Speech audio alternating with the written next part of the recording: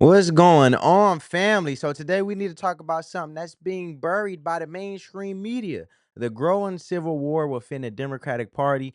This isn't just gossip. This is the kind of internal chaos that could reshape politics as we know it. And you got the old school Democrats trying to hold down the line, and then you got this new wave of ultra progressive, right? Woke activists trying to bulldoze them out the way. And right in the middle is Dave Hogg. Yes, that Dave Hogg, now the vice chair of the DNC, the Democratic National Convention, or Democratic National Party, or a Democratic Party, so to say. But before you roll your eyes, hear me out, hear me out, hear me out, family. What he's doing is ticking off every major Democratic figure, and he's doing it with $20 million in his pocket. And let's break it all down today. So we got Bill Maher and Charlie Kirk agree on the wokeness in the Democratic Party. Check it out. That want to kill me, the purple-haired jihadis, the woke guys. Well, they want to kill me. They want to kill me just as bad. Probably. Oh, they really do. No, you've been very outspoken on the woke stuff. Big time. Yes. I mean, and they just the way within a religion they hate their own apostates more. I would say they hate me more because I'm supposed to like get on the short bus to Crazy Town with them, and I won't. And yet I'm still a liberal and still like, I mean, we probably could argue all day about Donald Trump and what he's doing, which I'm not down with. But, it's always the people who are closest who think, oh, gosh, you shouldn't have, you're a traitor somehow. I was going to ask, is it because they thought you were one of them and that... I am one of them. They're not one of me. Okay. It's the liberals who have... So they've left you, not you left. Yeah, well, I think I feel like there's... Liberal and woke are two completely different things. It was the theme of my last stand-up special that I just did a few months ago. And it's basically, I mean, it wasn't the whole special, of course, but it was a large part of it devoted to that, to proving that case that, what liberals believe, woke is something completely different. It's very often the opposite of it. Liberalism is, let's live in a colorblind society. That's the goal. Woke's goal is, we see race everywhere. Race obsession. Yes. Okay. So that's not liberal. You change. Liberal is there a two-state solution. Woke is river to the sea. Okay. So just don't take my word and say you're that. You took this and took it to, you got off the F train, you fell asleep, and you got off at 20 stops too far, and don't blame me for that. Yeah, that's true because, look, this is an unlikely pair. You got Bill Maher and Charlie Kirk. Bill Maher is no conservative. He's a lifelong liberal, but even he's had it with the far left crowd. In a recent sit down with Charlie Kirk, he made a point that's worth repeating. Being liberal used to mean believing in free speech, color blindness, and individual liberty. But the modern woke left, they're obsessed with race, censorship, and punishing people for thought crimes, or punishing people for thought crimes, put it like that. And like Bill Maher said, woke's goal is race goal. Put it like this: woke, when it comes to this Democratic Party now in this current day, today, presently, their whole goal is race obsession, and liberalism is color blindness. And this isn't just a soundbite. It matters because the woke movement is actively turning people off from traditional liberal values. And what Maher is saying is, I didn't leave liberalism. Liberalism left me. And it's a massive red flag when someone like Bill Maher, who built his career roasting Republicans, now finds more common ground with conservatives than with his own political tribe. However, I do want to get into next when it comes to Dave Hogg versus the Democratic establishment. Now, Dave Hogg, most people know him from the Parkland shooting activism, but he's going from CNN appearances to actual political power as vice chair of the DNC. Hogg is leading a movement that's not just about shifting the party left. He wants to clean house, and he's organizing a campaign to use $20 million to primary seating,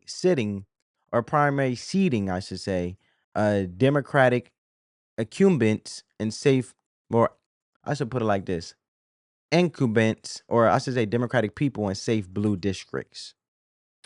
And these aren't races against Republicans.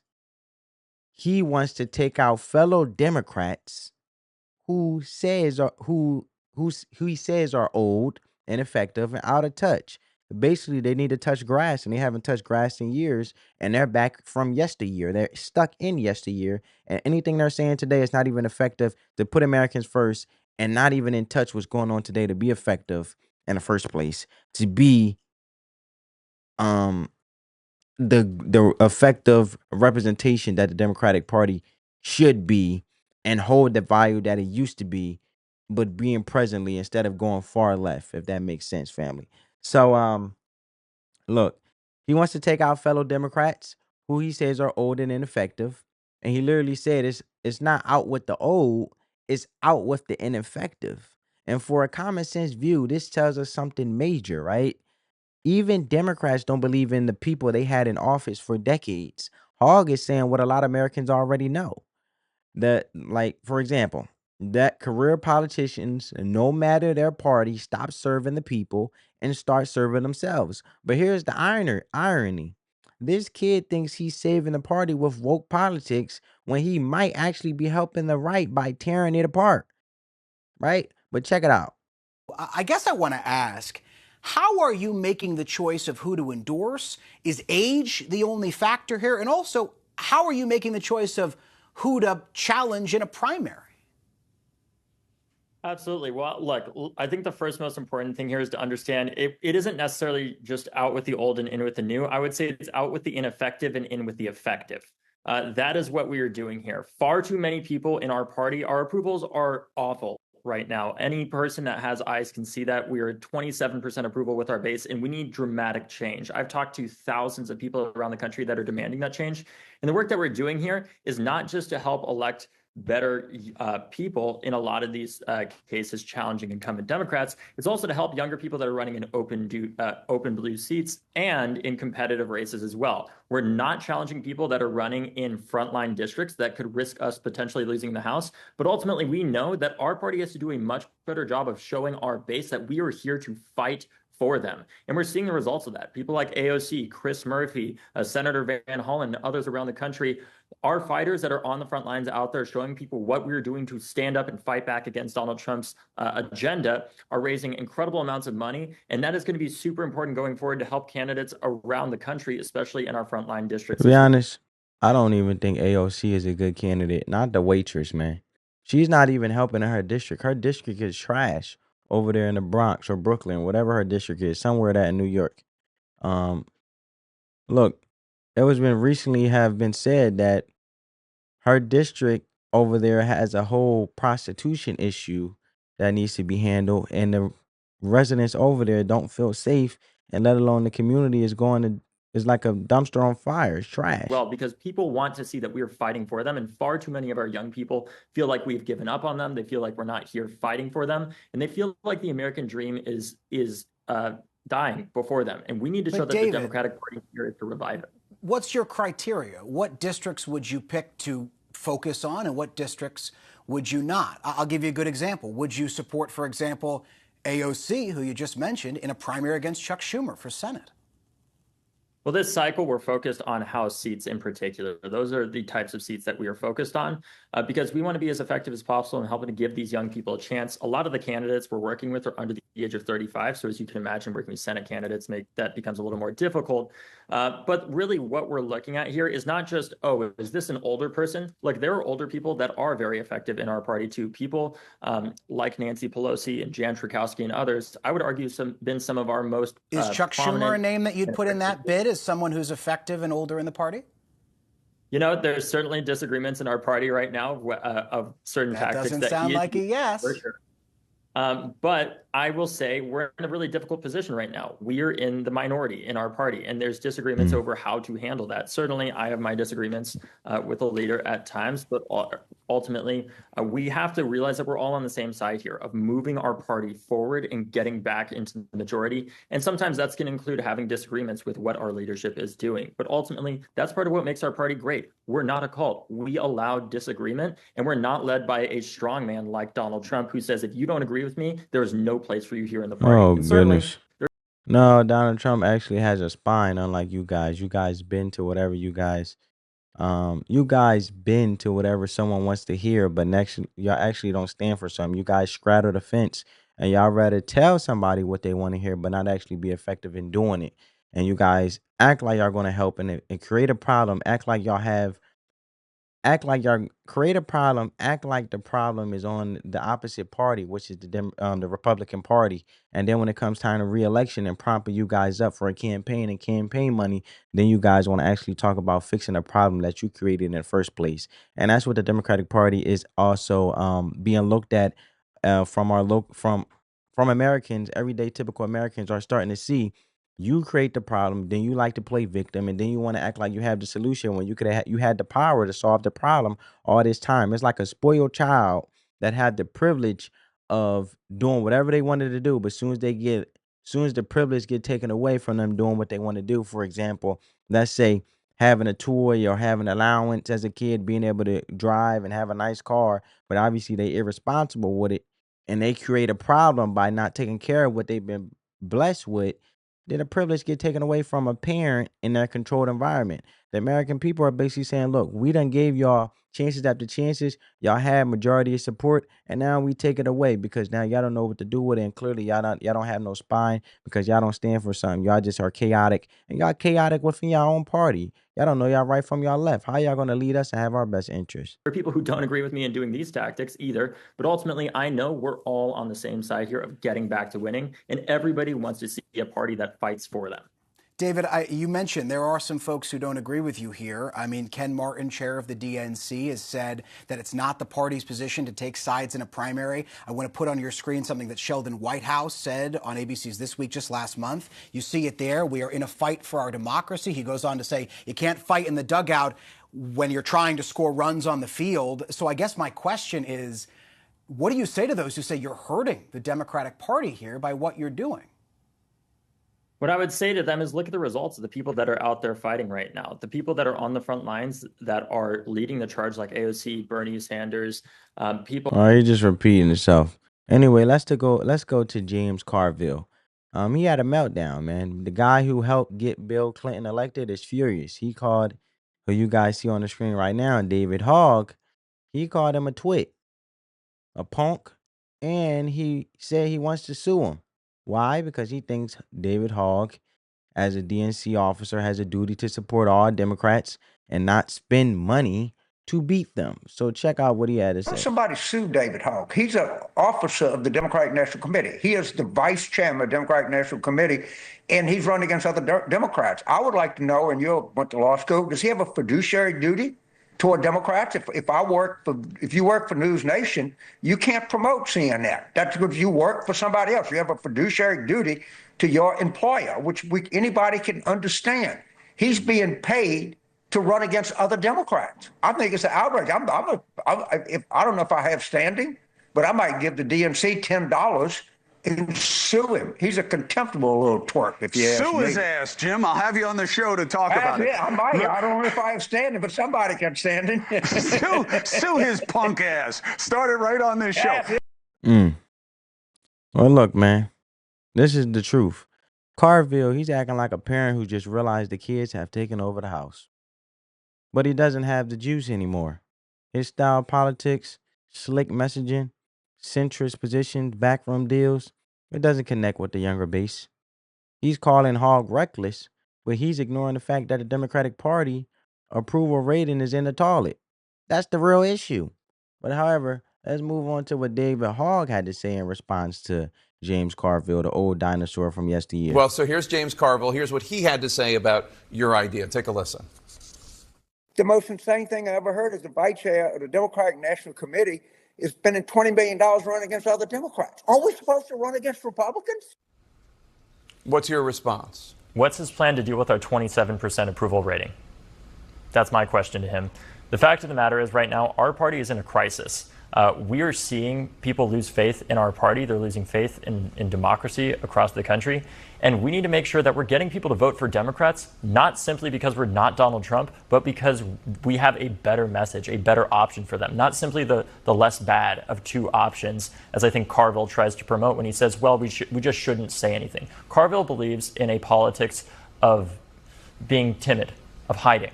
I believe in fighting. And that is what people want to see right now from the Democratic Party. And we just saw an example of that with Senator Van Hollen going to El Salvador to say, we need to meet with this man. And yes, Democrats obviously are in the minority right now. But let's be clear, we cannot win back the majority if we do not convince the American people that our party offers something that isn't just not Donald Trump, but is substantially better than Donald Trump, that fights to lower costs for Americans across the country, whether it's healthcare, housing, or the foundational building blocks of the American dream that feels so out of reach for people, or addressing gun violence. We can't simply just hide, as Carville repeatedly promotes, not to mention the fact that, frankly, he has not won an election since before I was born. I think it's time for some new voices in our party. When were you born? 2000.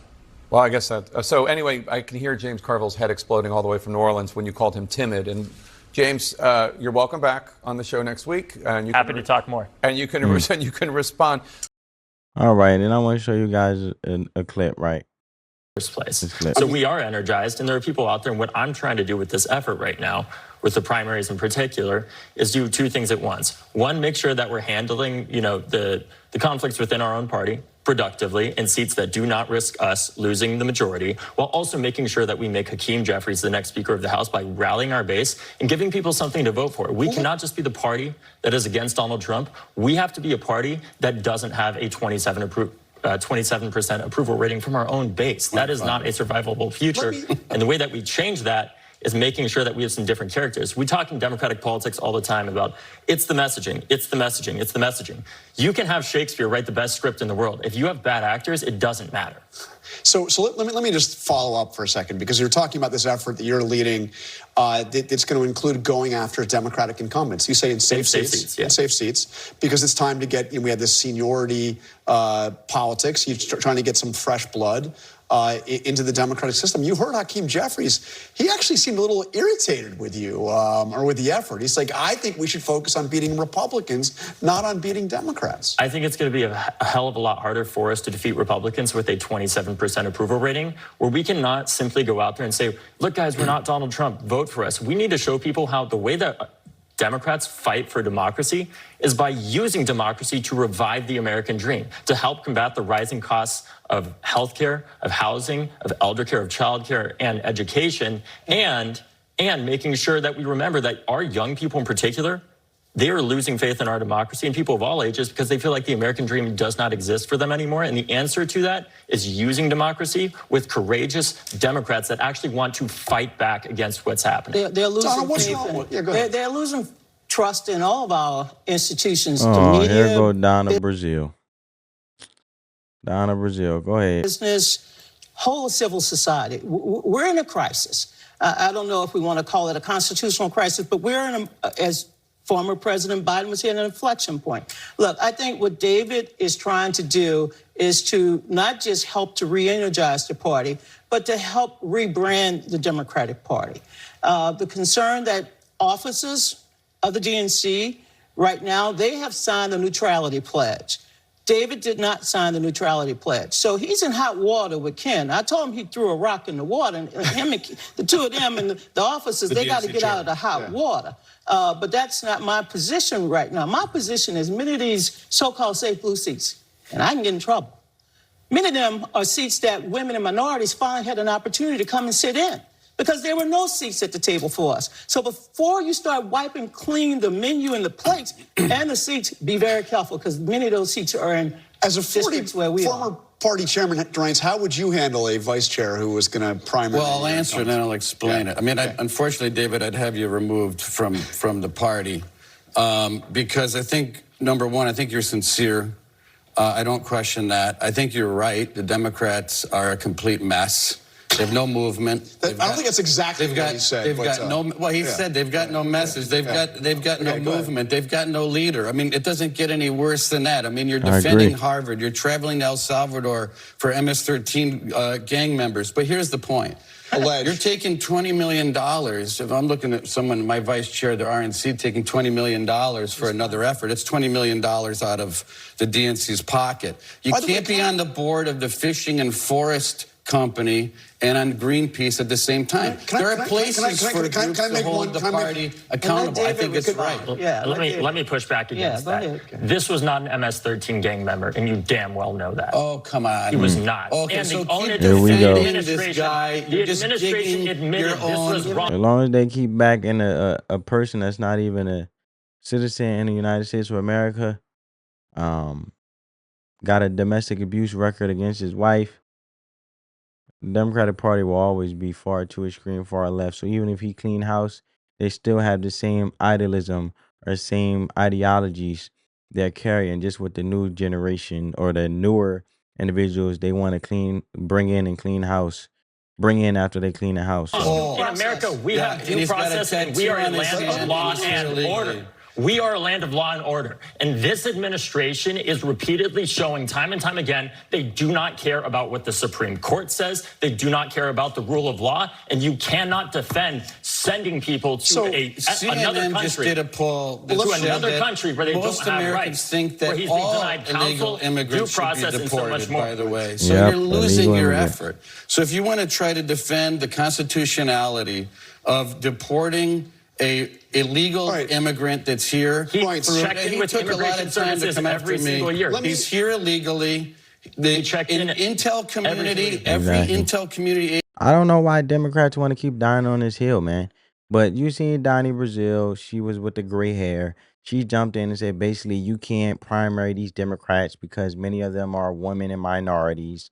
And then she warns against wiping out minority-held seats.